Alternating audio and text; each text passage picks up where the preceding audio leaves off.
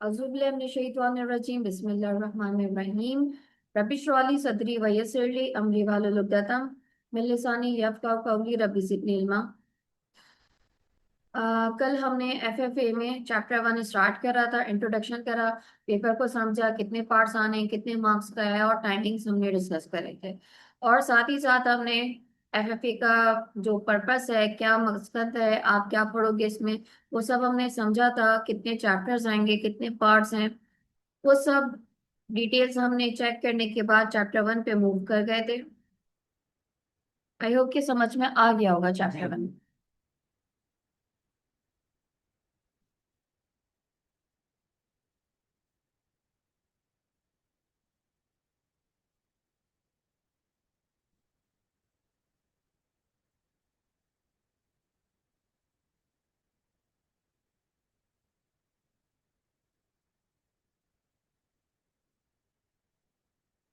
अच्छा, types of business पढ़ लिया था हमने, बिजनेस एंटिटी, इन चीजों को समझ लिया था। और मैंने आपसे कहा था कि आप एडवांटेजेस और डिसएडवांटेजेस सबके खुद पढ़ लीजिएगा। यहाँ तक तो हमने डिस्कस कर लिया था। ओके। फिर फाइनेंशियल अकाउंटिंग क्या है, मैनेजमेंट अकाउंटिंग क्या है, ये भी डिस्कस कर लिया था। और यूजर्स का हमने देख लिया था, स्टेक होल्डर्स के बारे में पढ़ा था, नीड्स पढ़ ली थी। हम्म, अच्छा, ये भी हमने डिस्कस कर लिया था। लास्ट हमारे पास, हाँ, एलिमेंट्स ऑफ फाइनेंशियल रिपोर्ट्स ही पढ़ना था। आपने भी तक दो तरह की स्टेटमेंट्स पढ़ेंगे, statement of profit and loss और स्टेटमेंट ऑफ फाइनेंशियल पोजीशन। अच्छा जी, एलिमेंट्स कौन कौन से होते हैं फाइनेंशियल रिपोर्टिंग के या फाइनेंशियल स्टेटमेंट्स के? कौन कौन से एलिमेंट्स होते हैं, क्या क्या चीजें उसमें लिखी जाती हैं? Asset liability assets, liabilities, capital. Sorry, bank debts वो तो एक्सपेंसेस में आ जाएगा। अच्छा उसका कुछ नहीं। जी, एसेट्स, लाइबिलिटीज, आपने कैपिटल का हाई एक्सपेंस और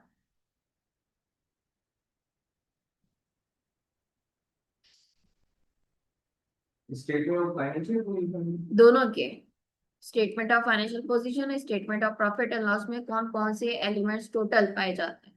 टोटल की बात कह रही हूँ। यही सारे का चार नहीं होते, ड्राइंग भी होता है, रेवेन्यू भी होता है। रेवेन्यू। ठीक है, तो मैं आसानी के तौर पे लिए एक वर्ड लिख लेती हूँ उससे कि ये याद रह जाए। क्लियर्ड। ये मैंने अपना एक तुक्काबाजी करी है, तो समझ लें इस तरह से। सी फॉर कैपिटल, इसका एल फॉर, दोनों कवर हो जाते हैं। फाइन। दोनों कवर हो जाते हैं। C for capital, L for liability, E for expense, A for asset, R for revenue, D for drawing.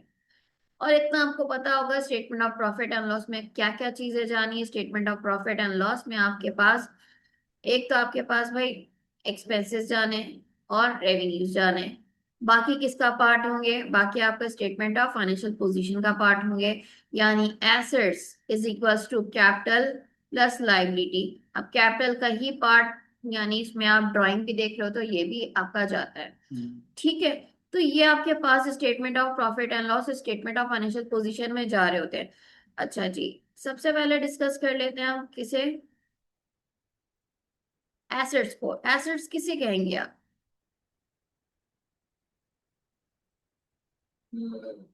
Business की मतलब मिल्कियत के हैं बिजनेस की मिल्कियत। और जो एसेट्स। फिर वो दूसरी बात हो जाएगी कि दो तरह के होते हैं, करंट हाँ, नॉन करंट।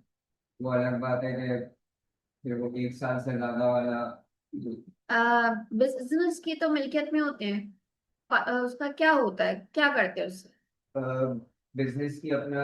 फॉर एग्जांपल कोई इस क्या कहते हैं, कोई प्रोडक्शन है, उसमें काम आते हैं, मशीनरी टाइप्स हो गए या यानी यूटिलाइज कर रहे होते हैं, बेनिफिट ले रहे होते हैं, ऐसा ही है। मैं भी बच्चों को ऐसे ही समझाती हूँ। एसेट्स क्या है भाई? बिजनेस उन तमाम रिसोर्सेज से सवाल करता है दो तरह के। पहला सवाल, क्या तुम मेरी ओनरशिप में हो? अगर तो हाँ है तो दूसरे सवाल पर आएंगे, वरना यहीं पे वो एसेट नहीं कहलाएगा। फॉर एग्जाम्पल ये बिल्डिंग है, तो इसार बिल्डिंग से पूछता है क्या तुम मेरी ऑनरशिप में हो, अगर तो हाँ तो सेकंड क्वेश्चन पे मूव करेंगे, वरना तो यही क्या हो जाएगा, अगर रेंट की है तो बात ही खत्म हो जाएगी, तो वो एसेट तो होगा ही नहीं। दूसरी चीज क्या भाई, तुम क्या बिजनेस में आगे चल के मुझे फायदा दे सकते हो, अगर तो हाँ तो वो क्या कहलाएगा, एसेट क्लियर है। और अगर नहीं तो क्या हो जाएगा, वहीं पे आपको पता चल जाएगा कि हमारे लिए एसेट नहीं। ठीक है।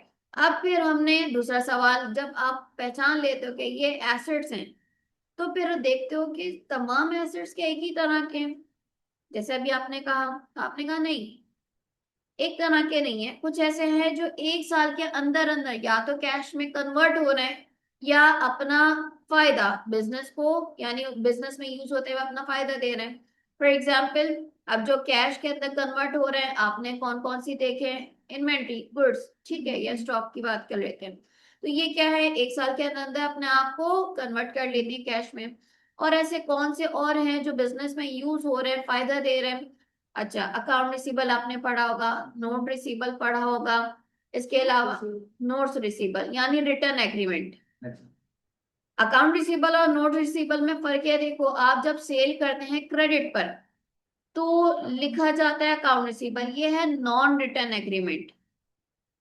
नॉन रिटर्न यानी कोई कॉन्ट्रैक्ट के हिसाब से नहीं हो रहा है, कोई आपने बकायदा कोर्ट में जाके इसके हिसाब से कोई कॉन्ट्रैक्ट नहीं बनाया है, अमाउंट आनी है। दूसरा क्या है आपके पास, नोट रिसीबल, यानी आपने बकायदा एक रिटर्न एग्रीमेंट करा हुआ है कि मैंने इसको इतने की सेल करी है, इस डेट पे करी है, ये बंदा मुझे इतनी पेमेंट करेगा, इस टाइम पे करेगा, ये बकायदा पूरा एक एग्रीमेंट है। तो दोनों में से सिक्योर कौन सा है, एग्रीमेंट बताओ।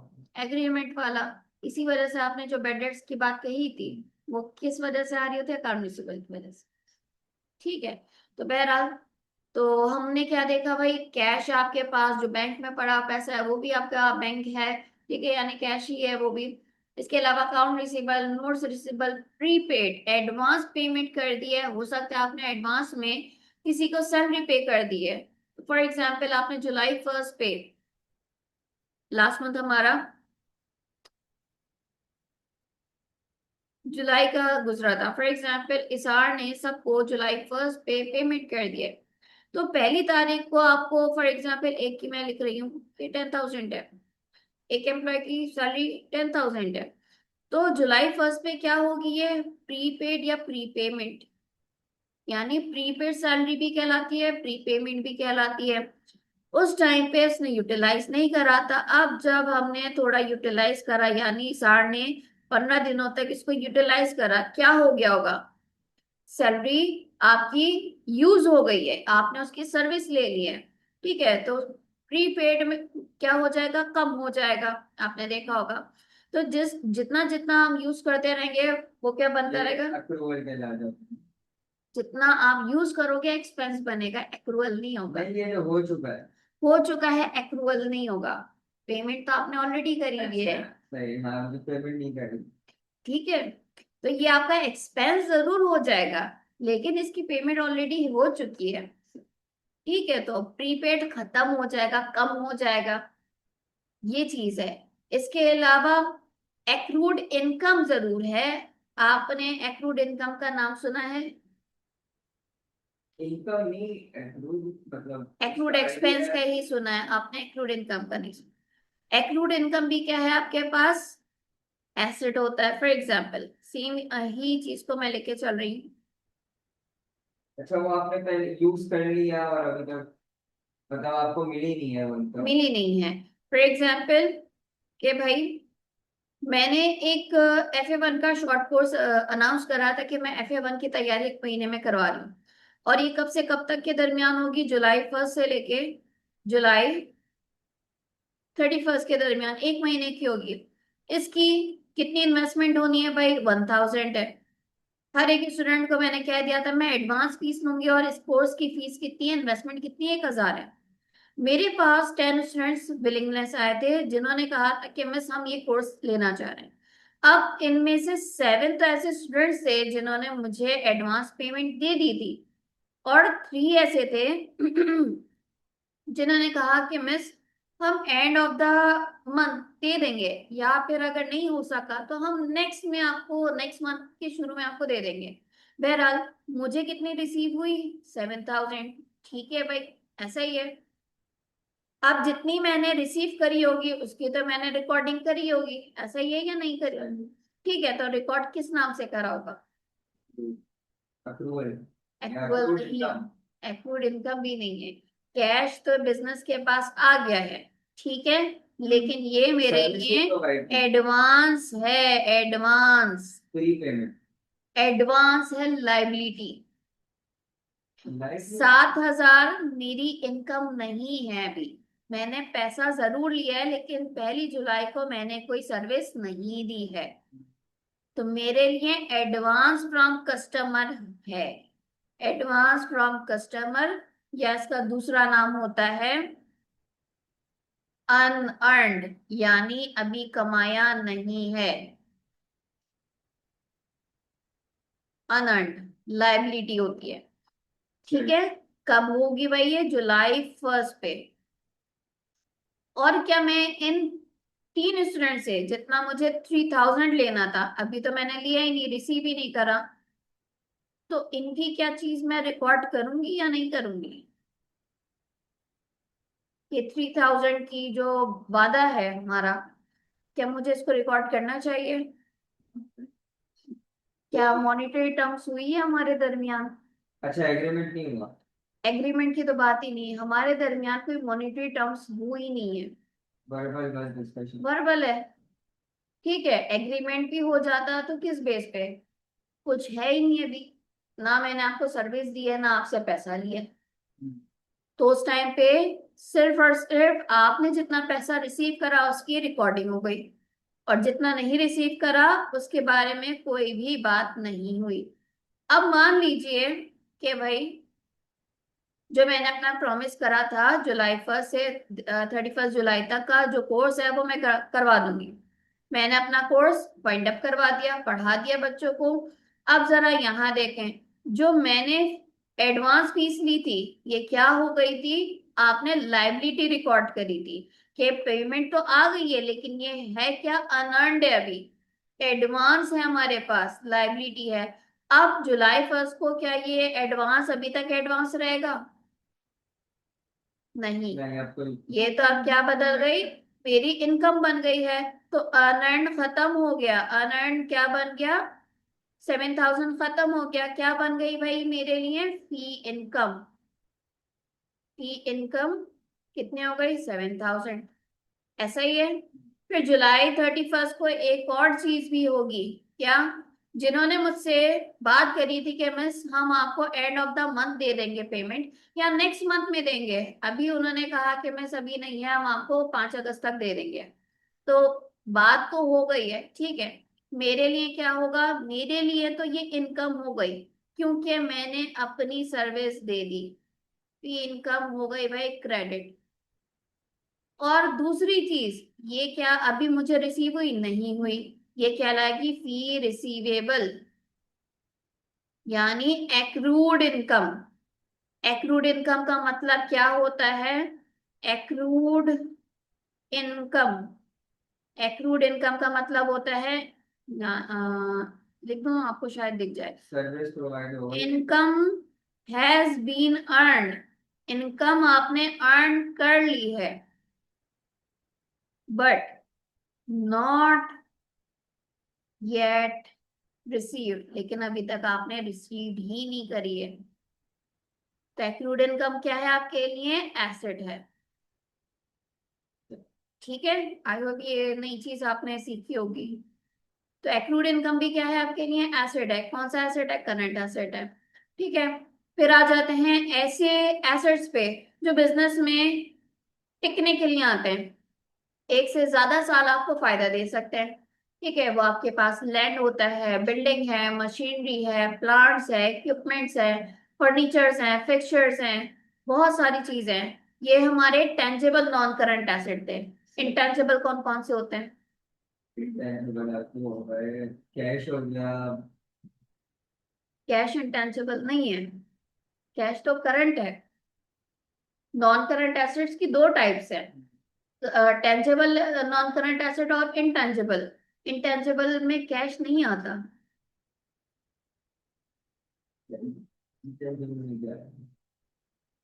पेटेंट्स, कॉपीराइट्स, ट्रेडमार्क, गुडविल, ये सब आपके इंटेंजिबल हैं। ट्रेड आपने जैसे अभी नॉन करंट एसेट की बात करी, नॉन करंट एसेट जो 1 साल से ज्यादा के अरसे तक रहे। अब देखें, इसमें एक होते हैं जिसकी कोई फिजिकल एग्जिस्टेंस है, टेंजिबल। एक ऐसे हैं जिनकी कोई फिजिकल एग्जिस्टेंस ही नहीं है, इंटेंजिबल है। आप गुडविल देख रहे होते हैं, आप कॉपीराइट्स देख रहे होते हैं, आप सॉफ्टवेयर कोई ले लें, आप पेटेंट्स देख लें, आप ट्रेडमार्क देख लें, ये सारे इंटेंजिबल हैं। क्लियर है? ठीक है भाई।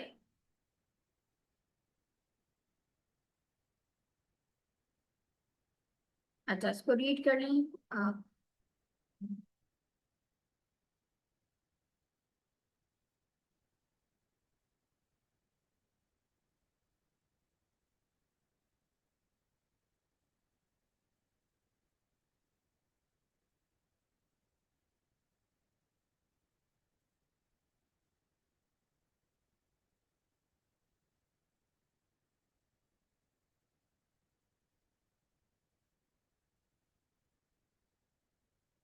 एसेट्स को रीड कर लें।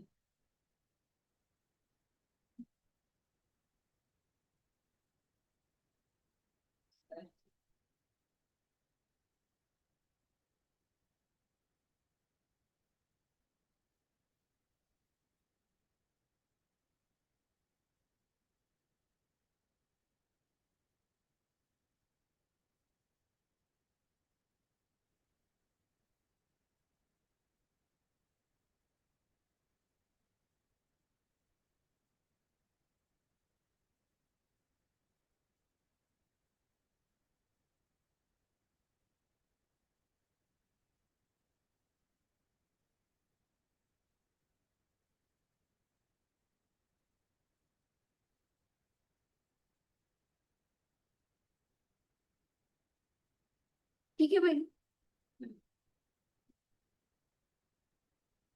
जब कहीं कुछ और था, आई ए एस एफ करके कुछ था। IFRS, अब ये आई ए एस पी। ये बोर्ड है जो स्टैंडर्ड्स बनाता है। इंटरनेशनल अकाउंटिंग स्टैंडर्ड बोर्ड यही IAS बनाता है, यही IFRS बनाता अच्छा, आई ए एस। है। हाँ, स्टैंडर्ड्स के नाम IAS या IFRS के नाम से आपको मिलेंगे। बना कौन रहा है? ये बोर्ड बना रहा है। ठीक है। लाइबिलिटीज किसे कहते हैं? उधार किसी भी। सिर्फ उधार।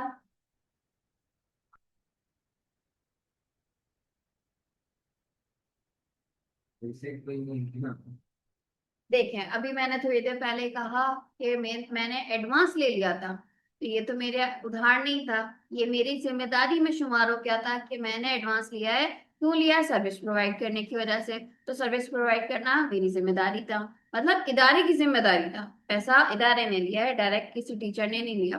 तो सिर्फ उधार कहना सही नहीं होगा। बिजनेस के ऊपर ऑब्लिगेशंस, बिजनेस के ऊपर जिम्मेदारियां, अगर तो उसने उधार लिया है तो भी उसकी जिम्मेदारी है। अगर उसने गुड्स परचेज करी है क्रेडिट पे, यानी अभी पेमेंट नहीं करी थी, वादा करा था, या उसने वाकई रिटर्न एग्रीमेंट, यहाँ पे भी दोनों तरीके हो सकते हैं। या तो बात हुई थी जबानी कलामी, बिल वगैरह हो जाता है, लेकिन ये कोर्ट में इस तरह से इतनी आसानी से चैलेंज नहीं हो सकता। तो वो क्या कहलाएगा? अकाउंट्स पेबल, नोट्स पेबल, यानी बकायदा रिटर्न एग्रीमेंट हुआ हुआ है। आंटी अभी रहने दें, गर्मी हो रही है। आंटी गर्मी हो रही है।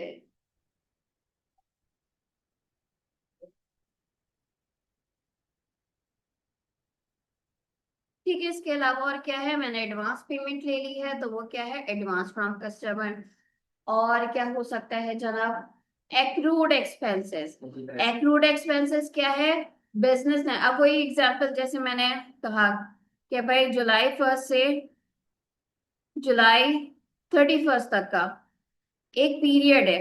अब इस पीरियड में इसार ने हमसे क्या कर लिया? सर्विस ले ली है। ये सर्विस थी किस महीने की? जुलाई के महीने की। अब क्या उसने 31 तारीख को हमारी सैलरीज दी? नहीं। दे कब रहा है वो? अगस्त में। अगस्त की शुरू की तारीख तक, 10 तारीख तक की हिसाब किताब है। तो अगर जुलाई में जब रिकॉर्डिंग होगी तब आप क्या लिखोगे भाई, उस इदारे ने तो सर्विस ले ली है, तो सैलरीज एक्सपेंस तो हो गया है, सैलरीज एक्सपेंस हो गया, पेमेंट हुई नहीं हुई, आप लिखते हो फिर सैलरीज पेबल भी। इसी तरह जुलाई 1 पे आईएसए ने क्या करा, यूटिलिटीज भी तो यूज करी हैं, उसकी पेमेंट तो नहीं हुई है। अब आपको फॉर एग्जांपल 28 तारीख को 29 तारीख को बिल आ रहा है कि भाई आपको आपकी ड्यू डेट फॉर एग्जांपल 8 अगस्त है, और 20,000 का आपका यूटिलिटीज का पूरा बिल बन रहा है, तो क्या होगा, यूटिलिटीज रिकॉर्ड तो होंगी, यूटिलिटीज एक्सपेंस हो जाएगा, पेमेंट क्या उस वक्त हुई नहीं हुई, कब होगी, अगले महीने में होगी। ठीक है, तो ये सब क्या है, एक्रूड एक्सपेंस। एक्रूड एक्सपेंस क्या होती है, बिजनेस के लिए लायबिलिटी होती है। ठीक है भाई, क्लियर है। तो हमने क्या देखा, obligations, liabilities are the obligations, और अमाउंट ओड टू क्रेडिटर्स, क्या आपने अमाउंट ली है क्रेडिटर से, या आपने क्रेडिटर को पैसा देना है, आपने गुड्स पे करने हैं, या फिर किसी भी तरह की आपके पास लायबिलिटी हो रही है। अब हमने देखा कुछ ऐसी लायबिलिटीज होती हैं जो आसानी से 1 साल के अंदर पे कर सकते हो, जो करंट लायबिलिटीज कहलाती हैं, जैसे आपके अकाउंट्स पेबल है, आपके ऊपर नोट्स पेबल है, एक्रूड एक्सपेंसेस है, अनअर्न्ड है, ये सब आपके लिए क्या है, करंट है। नॉन करंट जो लॉन्ग टर्म पीरियड के लिए हो, लोन भी अगर आपने शॉर्ट टर्म का लिया है तो ये आपकी करंट में आ सकता है। और अगर नॉन करंट की बात आ रही है, इसका मतलब है आपके पास हाँ लॉन्ग टर्म पीरियड का है। इसी तरह मॉर्गेज पेबल है, प्रॉपर्टी पे आपने लोन लिया है, वो मॉर्गेज पेबल। आपने बॉन्ड्स और डिबेंचर्स की बात सुनी होगी, आपने कंपनी की बात बेसिकली सुनी होगी। कंपनी में पैसा कैसे लाया जाता है, शेयर्स इशू करके। अब ये आपके बिजनेस के ऊपर लायबिलिटी नहीं होती कि आप उसकी पेमेंट वापस करो उनके शेयर होल्डर्स को, नहीं।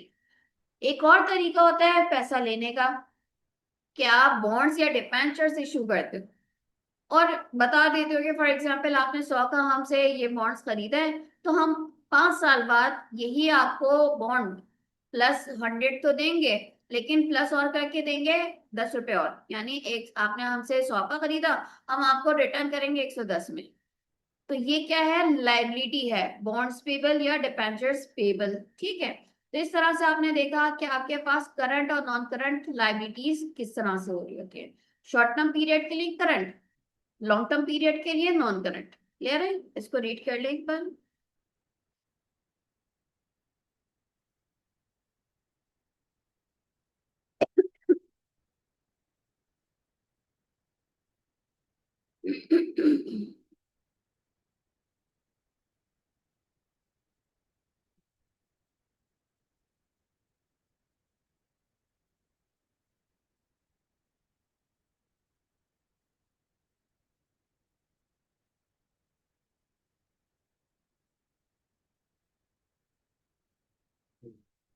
ठीक है भाई, ओके।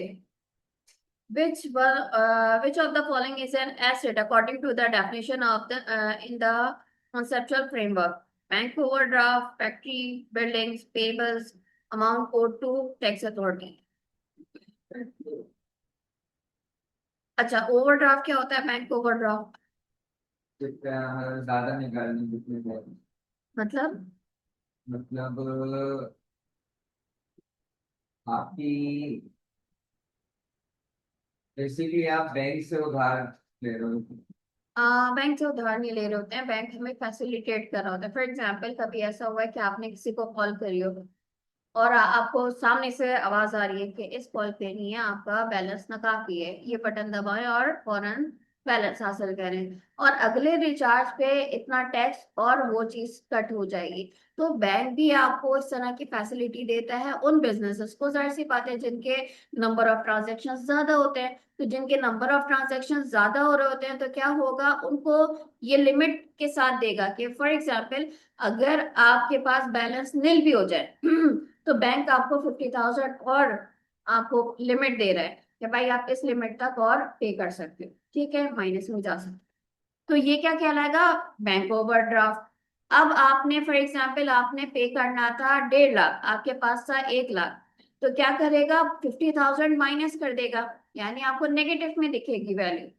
अब जैसे ही आपका नेक्स्ट डिपॉजिट होता है बैंक में पैसा आएगा, 50,000 तो ये डिडक्ट होंगे, साथ साथ वो चार्जेस जो इसके हैं वो भी आपके डिडक्ट होंगे, तो ये बैंक ओवरड्राफ्ट है। ठीक है भाई।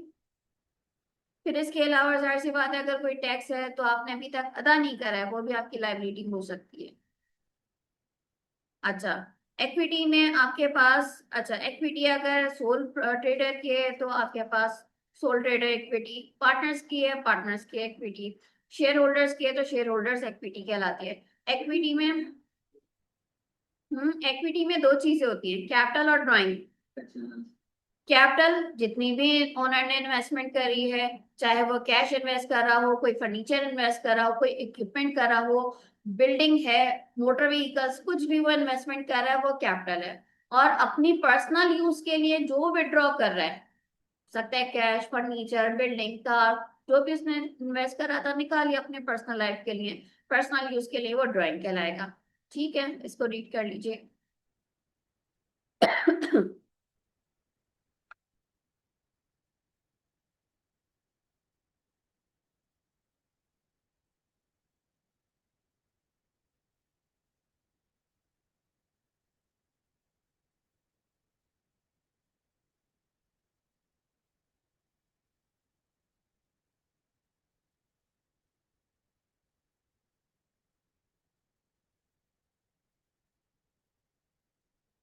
तो कैपिटल वो नहीं है जो आप अपना पर्सनल कुछ चीज ला रहे हो। पर्सनल कोई चीज ला रहे हैं मतलब घर से कोई स्टेशनरी लिया है, कुछ भी एसेट छोटा मोटा, वो आपने कैपिटल। इन्वेस्टमेंट कर दी है बिजनेस में, आप घर से ही कोई ना कोई चीज उठा के ला रहे, फॉर एग्जांपल आपने बिजनेस में इन्वेस्ट कर दिया, वो कैपिटल ही होगा। फॉर एग्जांपल आपने सोचा कि भाई सही है, मैं एक छोटी सी कमरा है, उसमें मैंने क्या कहते हैं, टीचिंग का काम कर लेता हूँ, ट्यूशन सेंटर खोल लेता हूँ।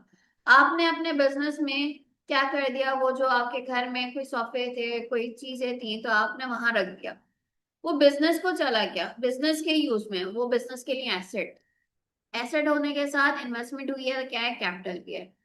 एट अ सेम टाइम वो एसेट भी है और आपका कैपिटल भी, इन्वेस्टमेंट हुई है, कैपिटल है, और वो जाहिर सी बात है इन्वेस्टमेंट हुई है बिजनेस के ओनरशिप में, कंट्रोल में, फायदा ही दे रहा है, तो वो क्या, एसेट भी है। ठीक है, तो ये सारी चीजें रिकॉर्डिंग, अब ऐसा नहीं है कि आज आपने रखा और कल घर ले गए, तो ऐसा नहीं है, वो तो फिर क्या कहते हैं, ड्राइंग हो गई।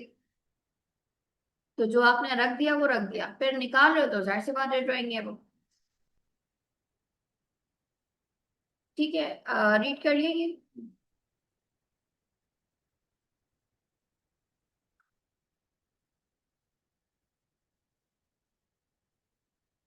अच्छा, इसके अलावा रेवेन्यू एंड एक्सपेंसेस, रेवेन्यू किसे कहेंगे? इनकम जनरेट होती है आपके एसेट के अगेंस्ट कह लो, या आपके जो भी आपने काम किया है उसके बदले जो आपको। अभी जैसे मैंने आपको एग्जांपल दी थी कि मैंने कोर्स अनाउंस करा था जुलाई का, तो उस टाइम पे मैंने ले ली थी, ये मेरी इनकम थी। मैंने कहा मैंने जुलाई में कोर्स अनाउंस करा था FA1 का, फॉर एग्जाम्पल, तो उस टाइम जो मैंने पेमेंट ली थी 7,000, वो मेरी इनकम थी। नहीं वो तो एडवांस। क्यों? तो पहले से ये आपने सर्विस नहीं प्रोवाइड की। Exactly exactly. पैसा लेना या ना लेना इस बात की गवाही नहीं है कि वो इनकम है। देखो, समटाइम होता है कि हमने पैसा लिया होता है, समटाइम होता है नहीं लिया होता, तो इनकम फिर किसे कहेंगे, एग्जैक्ट क्या है इसकी मीनिंग? जो सर्विस प्रोवाइड करें फिर आप। Exactly exactly. हम इनकम उसे कहेंगे जब आप या तो गुड सेल कर दो, आप गुड सेल करते हो क्या, रिकॉर्ड करते हो, अकाउंट रिसीवेबल अगर तो नहीं हुआ है, आपने रिसीव अकाउंट रिसीवेबल डेबिट कर देते हो, और सेल्स क्रेडिट कर देते हो, ऐसा ही होता है। या आपके पास अगर रिसीव हो गया है तब आप कहते हो, अब बच्चों के दिमाग में क्या होता है, भाई जब हमारे पास पैसा आएगा वो हमारी इनकम है, तो ऐसा कुछ नहीं होता। आपके पास जो अकाउंटिंग है वो कहती है पैसा लेने देने को ना देखो, आप ये देखो क्या आपके बिजनेस ने उसको गुड्स प्रोवाइड कर दिया, अगर तो सेलिंग की बात थी, सेल कर दिया तो आपके लिए इनकम है, या आपका बिजनेस सर्विस का है, आपने सर्विस प्रोवाइड कर दी तो आपके एतबार से वो इनकम है, भले ही आपने पैसा रिसीव करा हो ना रिसीव करा हो। नहीं रिसीव करा, एक्रूड इनकम है, एसेट है। और रिसीव कर लिया, आपकी इनकम है, वो तो वैसे भी है। अब दोनों ही तरीकों से रिकॉर्ड करते हैं इनकम। ठीक है। तो हमने क्या पढ़ा कि रेवेन्यूज क्या है, ये अमाउंट तो है जरूर, लेकिन किस बदले में, या तो गुड सेल करने की वजह से, या फिर आपने जो ये बात करी थी कि भाई मैंने अपनी सर्विस दे दी है। इसी तरह एग्जांपल वही याद करें कि जुलाई 1 से जुलाई 31 तक मैंने के इलेक्ट्रिक की सर्विस यूज कर ली है मेरे दारने ने। तो के इलेक्ट्रिक की नजर से देखें, उसके लिए क्या हो गया, सर्विस प्रोवाइड कर दी, उसकी तो इनकम हो गई। भले ही उसने रिसीव उस महीने में नहीं करी है, लेकिन फिर भी वो क्या रिकॉर्ड करेगा, इनकम। क्लियर है। फिर एक्सपेंसेस, हमारे पास इनकम, अकाउंट रिसीवेबल नहीं करेगा। वही ना एक्रूड इनकम। एक्रूड इनकम के तौर पे ना इनकम भी रिकॉर्ड करेगा और रिसीवेबल भी। तो एक्रूड इनकम क्या है आपके लिए, एसेट है। साथ साथ रिकॉर्ड करोगे इनकम भी, क्योंकि उसकी तो हो गई है। ठीक है भाई, सेल्स है आपके पास, फी इनकम है, रेंट है, कमीशन है, ये सारी आपके पास इनकम है। देन रेवेन्यूज के बाद हम आ जाते हैं एक्सपेंसेस पे। किसे कहेंगे आप, एक्सपेंसेस मतलब अकाउंटिंग क्या कहती है। डेली बेसिस का खर्चा क्या है? ठीक है, एक ये पॉइंट हो गया कि भाई cost of operating business, business को चलाने की जितना भी कॉस्ट आ रही है। ठीक है, इसमें आपके सैलरीज हैं, रेंट है अगर तो आप सर्विस यूज कर रहे हो। फिर इसके अलावा आपके पास एडवर्टाइजमेंट है, मेंटेनेंस है, ये सारे हो गए। और कोई चीज जो एक्सपेंस हो। आएगा ट्रांसपोर्ट इधर से इधर करते हैं आप। हाँ, वो सारा कॉस्ट ही है जो बिजनेस को चलाने की कॉस्ट आ रही है। और टैक्स इसमें। हाँ, अगर मैंने तो जाहिर सी बात है कोई उस तरह के इंटरेस्ट आपका एक्सपेंस हो सकता है, कहीं आपने लोन लिया है तो उसकी सर्विस तो ली है ना आपने। गवर्नमेंट को जो टैक्स है। लाइबिलिटी है, क्या है? लाइबिलिटी है, आपने पे करना है। सर।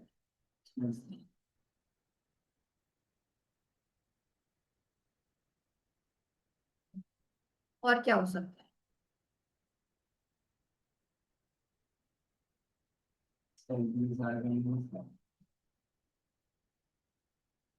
और किन किन चीजों को आप देखते हो कि भाई ये भी बिजनेस के लिए एक्सपेंस है, ये भी बिजनेस के लिए एक्सपेंस है, ये भी है, किन किन चीजों को।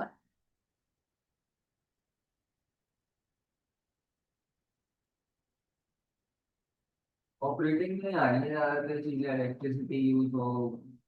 हाँ, वो सारी उसमें आ रही है। इसके अलावा जब आप गुड्स को परचेज करो, परचेज ऑफ गुड्स, ये भी आपके लिए क्या होता है, एक्सपेंस होता है। फिर अभी मैंने कहा कि अगर आप किसी की सर्विस यूज कर लो, ठीक है, services, services taken from individual और अदर बिजनेस, या तो किसी और बिजनेस की आप सर्विस ले लो, या फिर आप किसी इंडिविजुअल की, जैसे हमने एम्प्लॉयज के बारे में बात करी, लेबर्स के बारे में बात करी। और क्या हो सकता है इसके अलावा।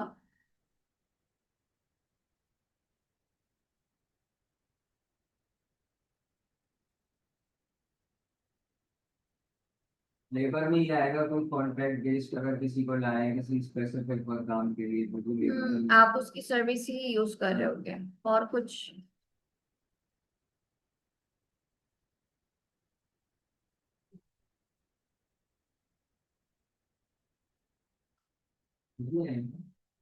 इसके अलावा अगर तो हमने किसी को एडवांस में सैलरी दी है, तो उस टाइम पे क्या था, फॉर एग्जांपल मैंने क्या कहा था, जुलाई 1 से जुलाई 31 का एक पीरियड है, फॉर एग्जांपल महीना है। और इस महीने के स्टार्ट में ओनर ने हमें 10,000 की एडवांस पेमेंट कर दी है। अब ये 10,000 एडवांस पेमेंट है, बिजनेस के लिए क्या था भाई, एसेट था। ठीक है, उस टाइम उसने रिकॉर्ड करा एसेट, लेकिन वो यूज तो कर रहा है सर्विस एम्प्लॉयज की। फॉर एग्जाम्पल जुलाई 15 आ गया। जुलाई 15 को क्या होगा इस 10,000 में से? क्या हो रहा है? सर्विस यूज कर ली तो क्या तब भी ये एसेट कहलाएगा? नहीं कोई फर्क नहीं। कितना एक्सपेंस हो गया 10,000 पूरा? कितना यूज जुलाई 1 से जुलाई 15 के दरमियान की अच्छा 5,000 5,000 का। तो 5,000 का क्या हुआ भाई? एक्सपेंस हो गया। और रिमेनिंग कितना रह गया प्रीपेड? 5,000। तो हमने क्या देखा कि जितना आप एसेट का पार्ट यूज कर लेते हो तो भी क्या बनता रहता है? एक्सपेंस। तो आपने इसके एक और पॉइंट लिखा, the consumed part of an asset is also called an expense. अच्छा ये एक्सपेंस होगा फिर रिकवरेबल बैंक टैक्स। हाँ, क्योंकि आपने शायद एक कॉन्सेप्ट पढ़ा हो, प्रूडेंस कॉन्सेप्ट या कंजर्वेटिज्म कॉन्सेप्ट। वो क्या कहता है कि तुम्हें अगर आज के टाइम पे लग रहा है कि फ्यूचर में तुम्हें ये नुकसान पहुंचना है, तो क्या होगा? आज ही रिकॉर्ड करो। ये प्रिंसिपल है हमारा। तो वो कहता है तुम्हें आज के टाइम पे लग रहा है ना कि ऐसा नहीं होगा, तुम्हें नहीं मिलेगा, तुम्हारा 50,000 डूब सकता है, तो इस सकते पे तुम क्या करो? उसको एक्सपेंस मान लो। हाँ, अगर फ्यूचर में तुम्हें ये रिकवर हो, वो एक्सपेंस है, खत्म कर देना, एक्सपेंस खत्म कर देना, कोई मसला नहीं। अभी तुम्हें लग रहा है ना, शक है, तुम्हें डर है, कर लो। एक और चीज, कि आप नॉन करंट एसेट परचेज करते हो। नॉन करंट एसेट की जितनी जितनी वैल्यू, यानी कि फॉर एग्जांपल आपने इसको जनवरी 1 पे खरीदा, 1 लाख का था, और खरीदा था, उसके साथ आपको पता चला 5 साल ये बिजनेस में यूज हो सकता है। आपने क्या करा? इसकी कॉस्ट को 5 सालों पे डिवाइड कर दिया था। 1 लाख इसकी कॉस्ट थी और 5 साल इसकी लाइफ थी। तो हम पहले साल में तो रिकॉर्ड नहीं करते एक्सपेंस, ना ही बिल्कुल 5 साल बाद रिकॉर्ड करते हैं। हम क्या करते हैं? इसकी लाइफ को क्या कहते हैं, इसकी कॉस्ट को इसकी लाइफ पे डिवाइड कर देते हैं। कितना आ जाता है? 1 लाख। तो आपने जनवरी 1 2021 पे खरीदा, पीरियड कब पूरा हो रहा है? December 31 2021 पे। आपने कहा 1 साल मैंने कितना यूज कर लिया? 1 लाख। तो जितना यूज कर लिया, क्या एसेट पूरा 5 लाख का रहेगा? नहीं, कम होगा। क्या बदल जाएगा? एक्सपेंस में बदल जाएगा। उस एक्सपेंस का नाम डेप्रिसिएशन एक्सपेंस। ठीक है, तो हम एक ये पॉइंट भी लिखते हैं, the reduction the reduction in the value of, ये tangible non current asset, tangible non current asset की वैल्यू में जो कमी आ रही है, इज कॉल्ड एन एक्सपेंस। और इस एक्सपेंस का नाम है भाई डेप्रिसिएशन एक्सपेंस। इसीलिए आप उसकी जितने भी कॉस्ट है उसको फौरन से एक्सपेंस नहीं मानते, बल्कि कहते हैं एसेट है। क्यों? IAS 16 कहता है भाई 1 साल से ज्यादा के अरसे तक तुम्हें फायदा देगा, तुम 1 साल में क्यों उसका नुकसान दिखा रहे हो? ऐसे तो बिजनेस में बहुत बड़ा नुकसान दिखेगा और बाकी के सालों में उसका नुकसान ही नहीं रिकॉर्ड होगा। तो फिर एसेट को इंसाफ के साथ रिकॉर्ड करा जाता है कि सही है, अभी 5 लाख का है, जब 1 साल यूज हो जाएगा 1 लाख से कम हो जाएगा, तो कम होगी कितनी वैल्यू रह जाएगी? 4 लाख। एक्सपेंस कितना हो गया? 1 लाख का। दूसरे साल फिर तुमने यूज करा बिजनेस में, कितना एक्सपेंस हो गया? 1 लाख। और टोटल कितना तुमने यूज कर लिया? 2 लाख का। कितने से कम हो गई टोटल? 2 लाख से कितने की रह गई? 3 लाख। तो यही कहते हैं भाई, इंसाफ के साथ रिकॉर्ड करो, जितना वो कम होता जा रहा है उतना दिखाओ। पूरा ना एकदम से आप एक्सपेंस रिकॉर्ड करो, ना ही उसको ये मानो कि अभी पूरा एसेट है, 5 साल बाद आप एक्सपेंस रिकॉर्ड करोगे, नहीं। जितना जितना यूज करते जा रहे हो बिजनेस में, उतना उतना एक्सपेंस होता जा रहा है। क्लियर है? ठीक है। तो हमने इस तरह से देखा कि एक्सपेंस के लिए ये 5 पॉइंट है। आपने गुड्स परचेज करा, वो भी एक्सपेंस है। आपने किसी इदारे की या किसी इंडिविजुअल की सर्विस ली, वो भी एक्सपेंस है। आपके पास जितने बिजनेस को चलाने की कॉस्ट आ रही है, चाहे वो ट्रांसपोर्टेशन की हो, चाहे वो एडवर्टाइजमेंट हो, रिपेयर एंड मेंटेनेंस हो, आपके पास सैलरीज हो, वेजेस हो, वट। इसके अलावा आपने क्या कहा? जितना हम एसेट का पार्ट यूज करते रहते हैं वो भी क्या बनता रहता है भाई? एक्सपेंस बनता रहता है। फिर आपने कहा नॉन करंट एसेट की जितनी वैल्यू रिड्यूस हो रही है वो एक्सपेंस में कन्वर्ट हो रही है, और उस एक्सपेंस का नाम डेप्रिसिएशन एक्सपेंस है। यूज कर रहे हैं वो भी, और जो रिड्यूस हो रही है यूज ही तो रिड्यूस हो रही है वही ना। अमाउंट है। हाँ, तो यूज होके क्या हो रहा है, रिड्यूस ही तो हो रही है, उसकी फिक्स अमाउंट थोड़ी ना रह रही है अरे वो ये तो। दो बनेंगी स्टेट में। नहीं नहीं, ऐसा नहीं है, जितना यूज हो रहा है वो रिड्यूस कर रहा है अपनी वैल्यू को। जैसे हम कहते हैं पुराना हो गया, अगर आप अभी ये फोन यूज कर रहे हो तो हर साल क्या देख रहे होते हो भाई, खर्चे निकल रहे हैं, उसमें मसला आ रहा है। तो ये क्यों निकल रहा है, क्योंकि उसकी एफिशिएंसी कम हो गई है। तो एफिशिएंसी कम हुई है, वैल्यू रिड्यूस हो गई है। ठीक है, ये नोट डाउन करना चाहें कर लें, बाकी जो इसकी डेफिनेशन है वो एक बार पढ़ लें।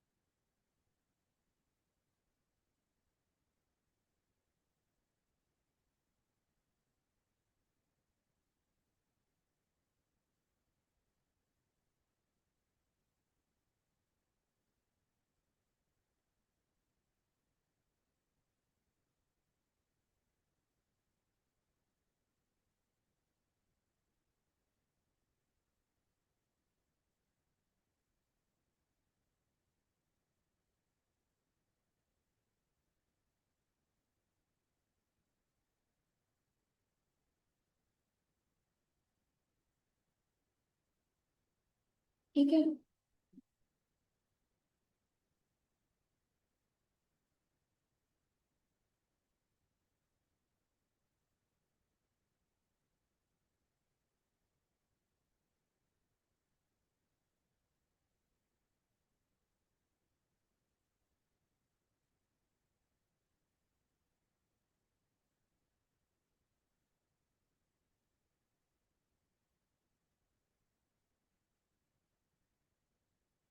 अच्छा, एक बार ये इनकी भी जो डेफिनेशंस हैं उनको पढ़ लें,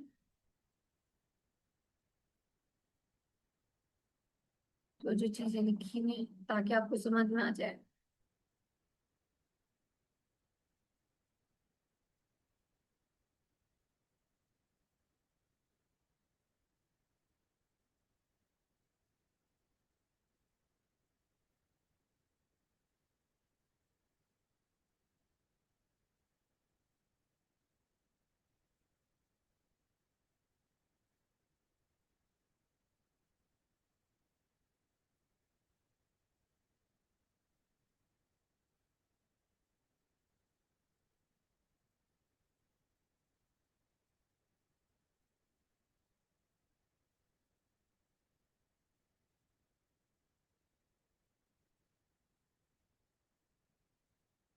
ठीक है भाई। तो हमने किन किन चीजों को, रेवेन्यूज को, एक्सपेंसेस को, कैपिटल ड्राइंग को डिस्कस कर लिया, और एसेट्स और लाइबिलिटीज, यानी कि तमाम के तमाम जो आपके फाइनेंशियल एलिमेंट्स हैं वो हमने डिस्कस कर लिए हैं। ठीक है, आई गेस। अच्छा, स्टेटमेंट ऑफ फाइनेंशियल पोजीशन में कौन कौन सी चीजें जाएंगी, जो अकाउंटिंग इक्वेशन है वही आपकी स्टेटमेंट ऑफ फाइनेंशियल पोजीशन है, बाकी सारी चीजें कहाँ जाएंगी, दो ही रह जाएंगी, statement of profit and loss में जाएंगी।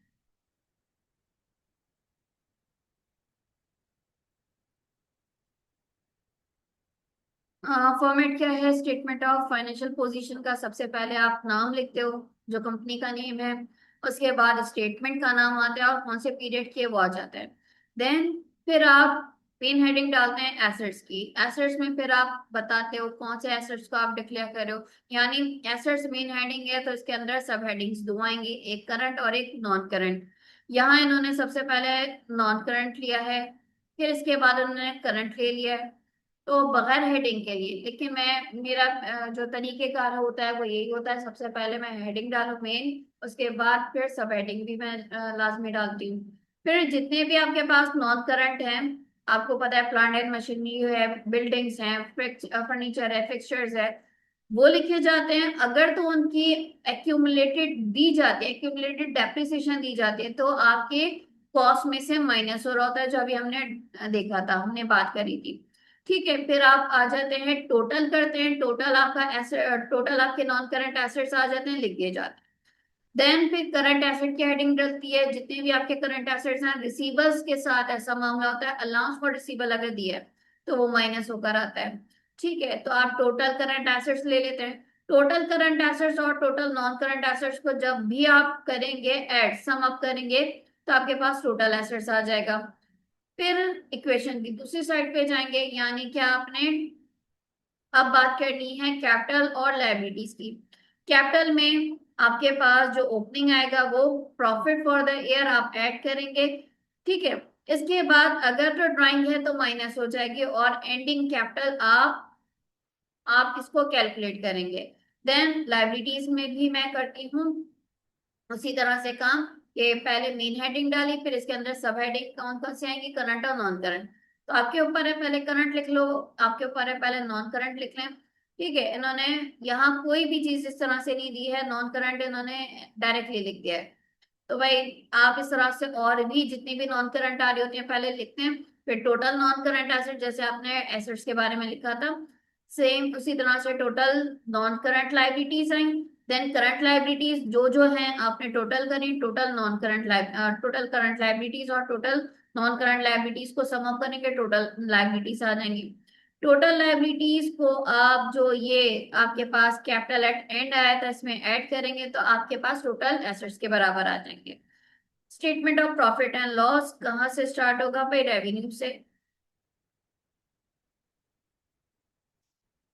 अच्छा, सबसे पहले वही कंपनी का नेम आ जाएगा, statement of profit and loss, period कौन सा है वो लिख दिया जाएगा। ठीक है, रेवेन्यू से स्टार्ट है, रेवेन्यू में से क्या माइनस होगा, कॉस्ट ऑफ सेल्स या cost of goods sold.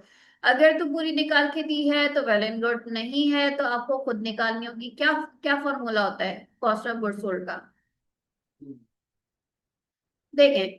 Cost of goods sold का मतलब या कॉस्ट ऑफ सेल का मतलब क्या है, वो कॉस्ट जो आपके गुड्स बिक गए, सेल की सेकंड फॉर्म सोल्ड है, तो वो कॉस्ट जो आपके गुड्स बिक गए। अब निकालोगे कैसे, देखो, क्या आप इसको अपने पास खुदाई करके निकालोगे, नहीं, आपने कोई परचेज करी होगी, तो सेलिंग प्राइस माइनस ओपन। नहीं, उसमें ये होता है कि भाई आपने जितनी परचेज करी होगी वो, और आपके पास जरूरी नहीं है कि आप जितना आप परचेज करो पूरा का पूरा सेल हो जाए। तो क्या होगा, अगर बच जाता है तो वो एंडिंग हो जाता है, नेक्स्ट पीरियड में वही ओपनिंग है। तो मैं मान के चल रही हूँ मेरे पास एंडिंग में कुछ बच रहा था, फॉर एग्जाम्पल 50,000 की थी, तो आप क्या करोगे, ओपनिंग इन्वेंट्री 50,000 की है, फिर मजीद इस साल जितना आपने, जाहिर सी बात है इसको भी बेचने के लिए आप रखोगे, फिर जितना आपने परचेज करा होगा वो ऐड होगा। फॉर एग्जाम्पल आपने 1.5 लाख के और गुड्स परचेज करे, तो टोटल कितने आपके पास हैं, 2 लाख 2 लाख। 2 लाख के गुड्स आपके पास अवेलेबल हैं सेल होने के लिए, तो इसको आप लिखते हैं total goods available for sale, बिकने के लिए आपके पास इतने थे। अब इसमें दो चीजें, जो बिक गए उसकी कॉस्ट, और जो रह गए उसकी भी कॉस्ट है। तो इस वजह से हम क्या करते हैं, एंडिंग को माइनस कर देते हैं। तो एंडिंग मैं मान के चल रही हूँ कितनी है भाई, 30,000। ये अजम्पशन है, अभी कोई फिक्स नहीं है, यहाँ वाली वैल्यू नहीं आएगी क्योंकि मैं जस्ट आपको समझा रही हूँ। ठीक है, तो आप क्या करते हो, एंडिंग इन्वेंट्री को माइनस कर देते हैं, तो आपके पास क्या आ जाती है भाई, कॉस्ट ऑफ सेल या कॉस्ट ऑफ गुड्स सोल्ड। तो कितनी आ जाएगी, क्लियर है, ये तरीका होता है। और जो आपने जैसे ट्रांसपोर्टेशन की बात करी है, तो इसमें फिर वो ऐड हो जाती है। हमने वो माइनस, हम्म। तो नहीं दिखे वो माइनस। वो माइनस करिए, वो इस साल एंडिंग इन्वेंट्री है, अगले साल फिर वही ओपनिंग हो जाएगी, बेचेंगे तो उसको भी रखना तो है नहीं। ठीक है भाई। तो इस वजह से हमने सिर्फ वो कॉस्ट निकाली है जो हमें चाहिए थी, यानी हमें तो सेल्स में से माइनस करना है, क्योंकि प्रॉफिट जानना है कितना हुआ है, प्रॉफिट है कि लॉस है, ये जानने के लिए आपने क्या करा था, कॉस्ट निकाली। कॉस्ट अगर है तो आप डायरेक्टली माइनस कर दोगे, जैसे इन्होंने यहाँ माइनस करा है, सेल्स में से कॉस्ट माइनस करिए तो क्या आ गया, ग्रॉस प्रॉफिट। ग्रॉस प्रॉफिट में से फिर आप तमाम ऑपरेटिंग एक्सपेंसेस माइनस कर देते हैं। अब ऑपरेटिंग एक्सपेंसेस में कौन कौन से आपके पास आ जाएंगे, ट्रांसपोर्टेशन आउट, ठीक है, ये भी आपका एक्सपेंस है।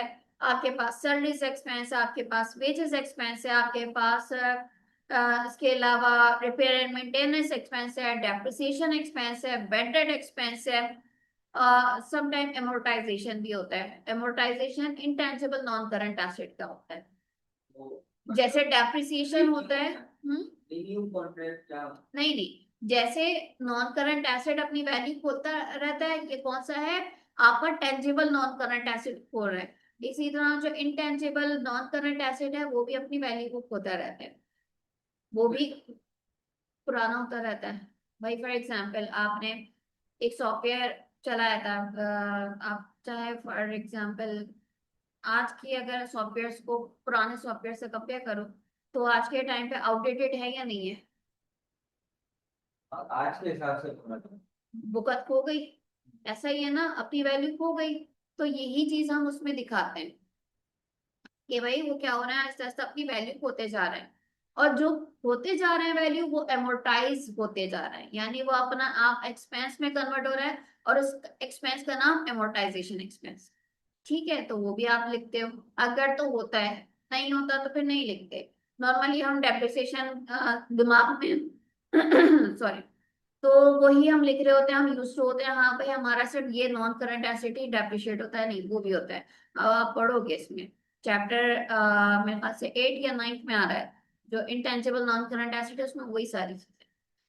ठीक है भाई, तो ये आपने तमाम ऑपरेटिंग एक्सपेंसेस लिख दिए, अब इसको आप माइनस करेंगे तो आपके पास क्या आ जाएगा, अगर तो आपके इनकम ज्यादा है एक्सपेंडिचर से तो ऑब्वियसली प्रॉफिट है, अगर एक्सपेंडिचर ज्यादा है आपके इनकम से तो लॉस है। ठीक है भाई, यहाँ तक कोई सवाल, पर्पस क्या है फाइनेंशियल स्टेटमेंट्स बनाने का, ये हम डिस्कस कर चुके हैं, एक बार दोबारा पढ़ लें। अच्छा, दो के बाद अलावा और भी होती हैं, जैसे मैंने आपको बताया था, ये सिर्फ दो आपने statement of profit and loss, statement of financial position आपने FA1 FA2 में पढ़ी होगी। कंसोलिडेशन। अब यहाँ पे आपके पास स्टेटमेंट ऑफ कैश फ्लो भी आएगी।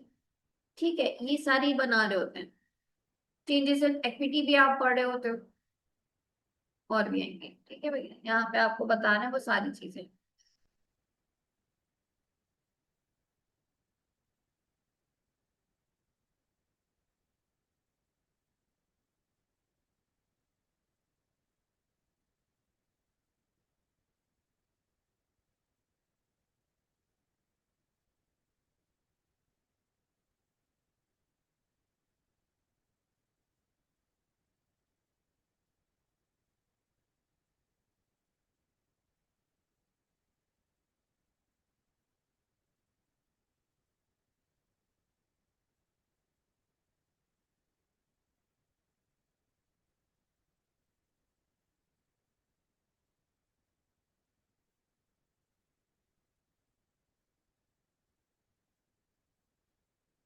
ठीक है, आगे बढ़ते हैं।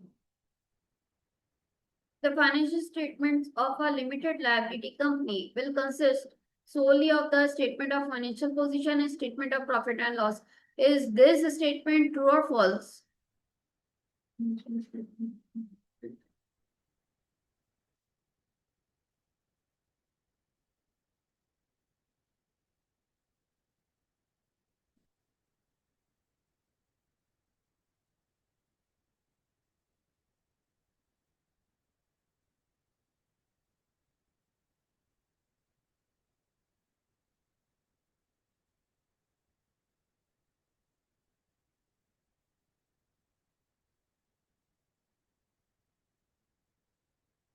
और इसके अलावा उसे और किसी और उसकी जरूरत नहीं है, ये पूछना ये पूछ रहे हैं, इज इट ट्रू और फॉल्स? कि सिर्फ दो ही स्टेटमेंट्स उसमें बनाई जाती हैं क्या, लिमिटेड लायबिलिटी कंपनी में? कैश फ्लो भी तो होगा ना। आप क्या कहोगे, ट्रू और फॉल्स? और फॉल्स ऑब्वियसली। सिर्फ एक स्टेटमेंट नहीं होता, आप एनालाइज भी कर रहे होते हो उसको। जितनी आपने स्टेटमेंट बनाई है तो ना, अब इसमें आप आगे पढ़ोगे, रेशियोज भी आप कैलकुलेट कर होते हैं। प्रॉफिटेबिलिटी होती है, सॉल्वेंसी रेशियोज होते हैं कि भाई आपके ऊपर अगर कर्जा आ जाए, क्या आपके एसेट इस काबिल हैं कि उसको आप सेक्रीफाइस करके दो दो। तो अपना पूरी जांच कर रहे हो, तो बिजनेस को चेक कर रहे हो, तो आपके पास इस चैप्टर में खास 26 चैप्टर में इंटरप्रिटेट करने के लिए आ रहा है कि बिजनेस की फाइनेंशियल स्टेटमेंट्स क्या बता रही हैं आपको। तो उससे जरा हम समझना आसान हो जाता है। अब जैसे आपने स्टेटमेंट ऑफ फाइनेंशियल पोजीशन देखी, हाँ एसेट्स हैं आपके पास, कैपिटल, लायबिलिटी, ये कुछ हद तक तो आपको इन्फॉर्मेशन दे रहे हैं, लेकिन बिल्कुल वैसी इन्फॉर्मेशन नहीं दे रहे जो एक इन्वेस्टर देखना चाहे कि भाई अगर तो इसके ऊपर नुकसान आ जाए तो क्या इसके एसेट्स कितने लायबल हैं। फिर आपकी सर्कुलेशन भी हो रही होती है फ्लो की, कि आपके पास गुड्स आ रहे हैं, गुड्स जा रहे हैं, क्या ड्यूरेशन है, कितने टाइम पे आपको रिकवरी हो रही है। ये सारी चीजें आप कैलकुलेट कर रहे होते हो, ये सब आप देख रहे होते हो। ठीक है भाई। तो यहाँ हमारा चैप्टर 1 अल्हम्दुलिल्लाह कंप्लीट होता है। यहाँ क्या मसला आ रहा है भाई?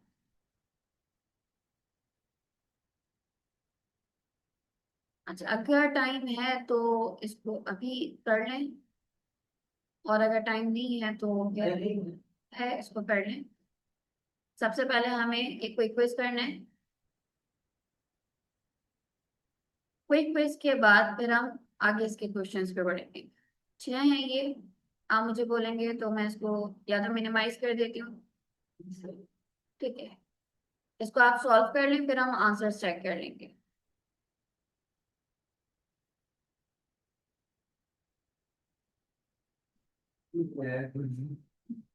Question putting is a way of, हाँ ये इन्होंने जस्ट क्विक क्विज के तौर पे दिया है कि आपने वहां क्या पढ़ा था, आपकी मेमोरी को चेक करने के लिए कि आपने पढ़ा नहीं पढ़ा, क्या करा।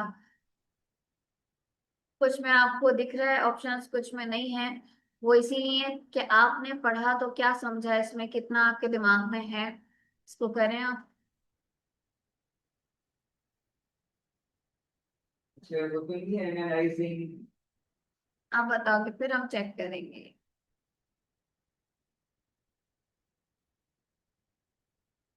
वर्ड्स नहीं याद आता है।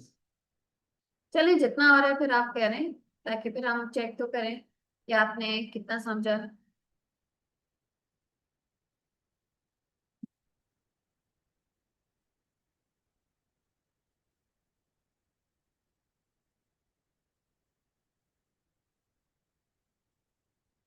आप इनको नोट डाउन कर लें अपने पास, जो आंसर्स हैं वो लिखते जाएं। आंसर ही तो नहीं आ रहा। सेकंड वाले का भी नहीं आ रहा? अच्छा, सेकंड वन, बिजनेस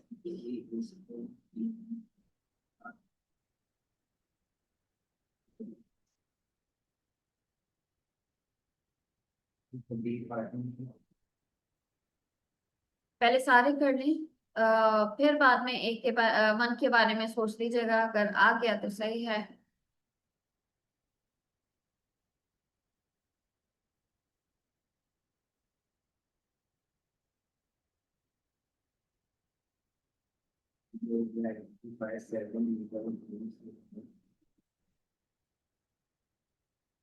ये क्या है, ये सेवन।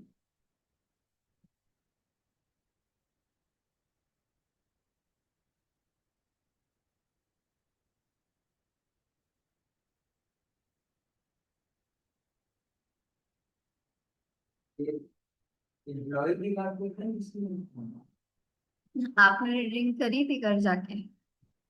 ये तभी होता है। खैर बहरहाल जितना आ रहा है आप उतना तो करें, फिर चेक कर लेते हैं कहाँ आपने सही करा है, कहाँ आपने गलत करा है, और रीडिंग की अशद जरूरत है।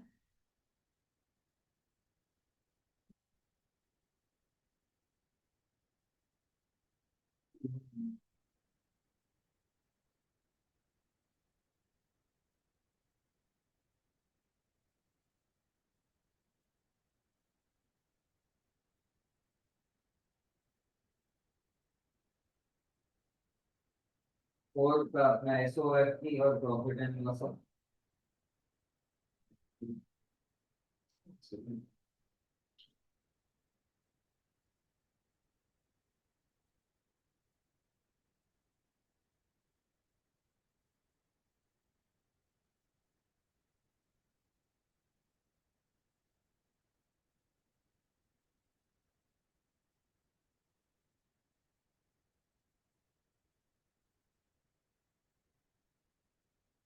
तो ये ऑस्ट्रेलिया।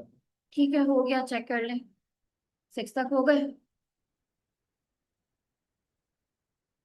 अच्छा जी। 1 का कुछ लिखा? नहीं लिखा। वो मुझे एनालाइज वगैरह वही लग रहा है। हाँ, वही। कुछ तो था लेकिन ठीक है, सेकंड का भी आपने सही लिखा, थर्ड का क्या लिखा? रेट क्या था? SOFT और वो। ठीक है, सी सेक्शन 4.2, 4.2 में इसका, 4.2 में इसका आंसर होगा। वो सारी तो अच्छा, 4 का क्या है? स्टेटमेंट ऑफ, दोनों ही स्टेटमेंट आपने बताई होंगी। फाइनेंशियल। पांचवा, अच्छा, ये तो बहुत डायरेक्टर्स की रिस्पॉन्सिबिलिटी है बताना। सुंदर। डायरेक्टर्स की रिस्पॉन्सिबिलिटी है। Last one. तीन। ठीक है। फोर्थ क्वेश्चन क्या था?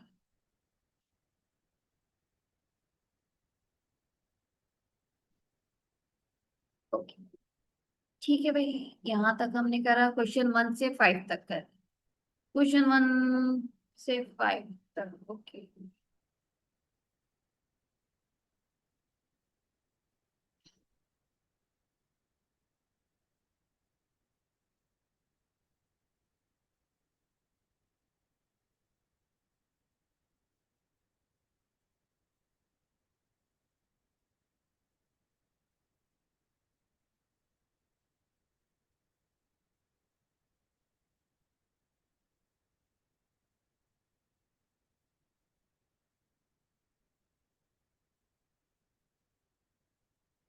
क्वेश्चन 1।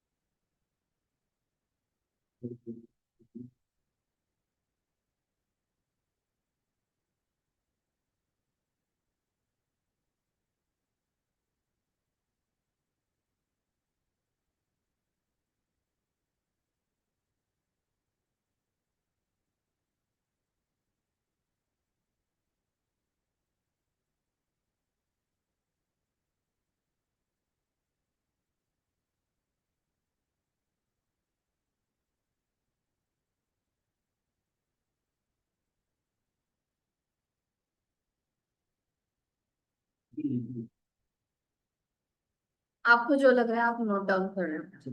हम्म। फिर एंड में हम चेक करेंगे जो भी इसका करेक्ट। डन। ठीक है। सेकेंड।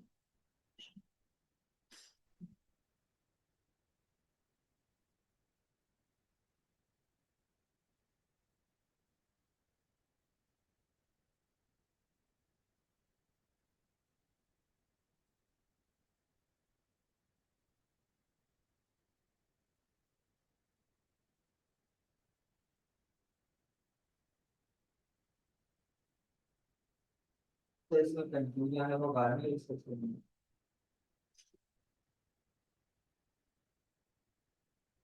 जो करेक्ट आंसर होगा वो चेक हो जाएगा, उसमें पता चल जाएगा कहाँ आपकी गलती हुई है। ठीक है भाई, हो गया ये? ठीक।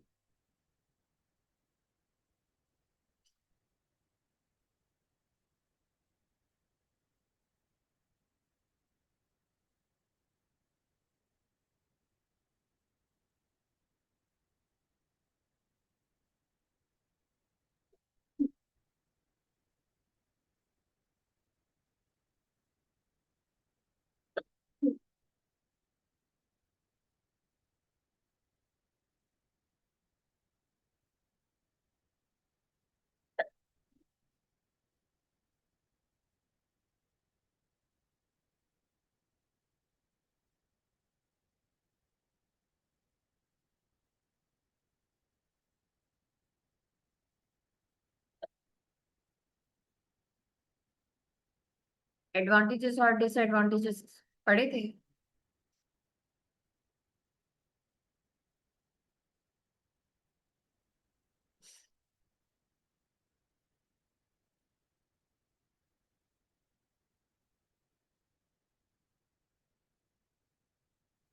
मतलब वो सेपरेट लीगल आइडेंटिटी इसका मतलब पार्टनरशिप से क्या था तो।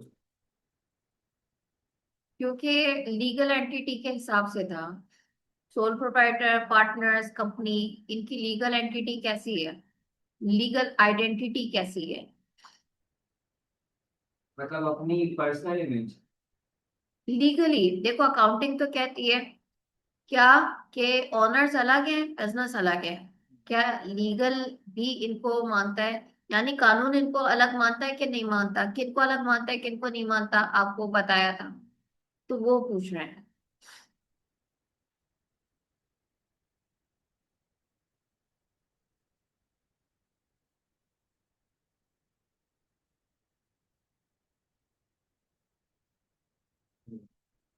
ठीक है।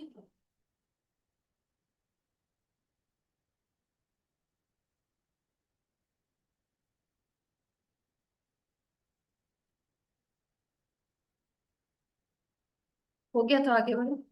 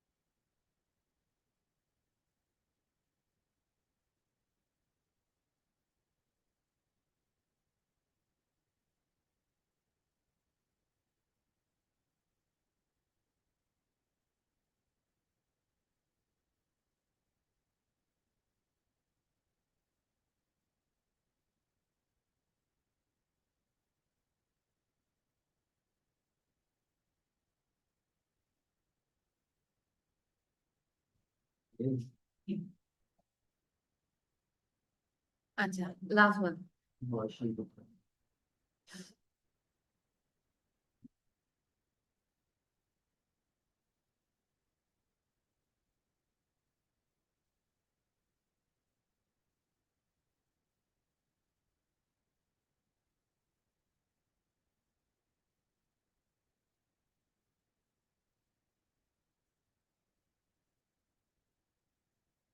ठीक है भाई, चेक कर लेते हैं।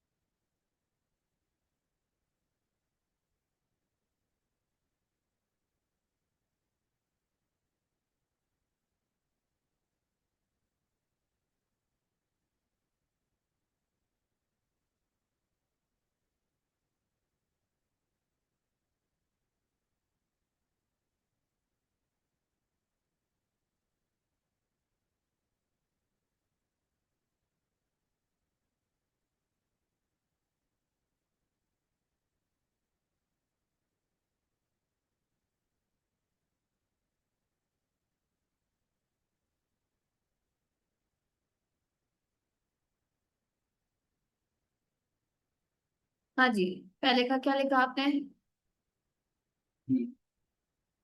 Sole trader also invest capital in their business.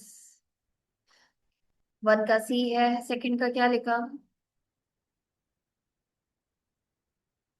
सी। ठीक है। Third, fourth, D. फिफ्थ। सी। अच्छा, एक मिनट की।